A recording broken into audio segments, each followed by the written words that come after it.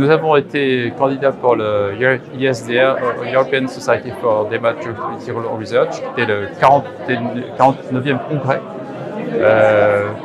à la demande de certains collègues et amis qui étaient des soutiens dans le Executive Board, et nous avons eu beaucoup de soutien pour que le congrès vienne à Bordeaux ensuite. Donc c'est surtout une affaire de networking.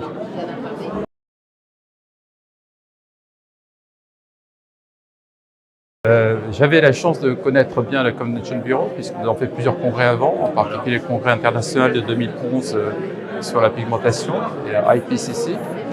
Et donc je connaissais personnellement déjà les membres du bureau, en particulier Amélie de Chenet.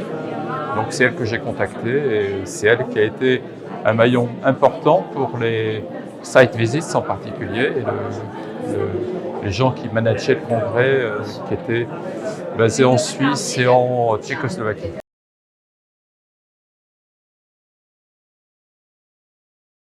Je pense que Bordeaux est très demandé en général pour la communauté médicale. Et je dois dire que nous, on bénéficie aussi d'une image de marque d'un centre fort en dermatologie. Et donc c'était assez naturel de venir aussi à Bordeaux pour une réunion de ce type, qui a permis de réunir à la fois les Européens, puisque c'est un congrès européen, mais une forte communauté internationale, puisque l'Asie du Sud-Est et l'Amérique du Nord en particulier étaient très fortement représentées à ce congrès.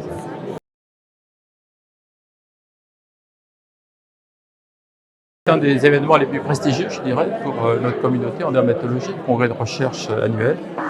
Il a un peu son homologue aux États-Unis. Et d'ailleurs, les congrès de ce type-là se réunissent parfois ensemble tous les 4 ans. Donc il y a un congrès international avec tous les congrès régionaux qui sont réunis. Donc c'est important parce que notre laboratoire de recherche a été mis en valeur, ça c'est important.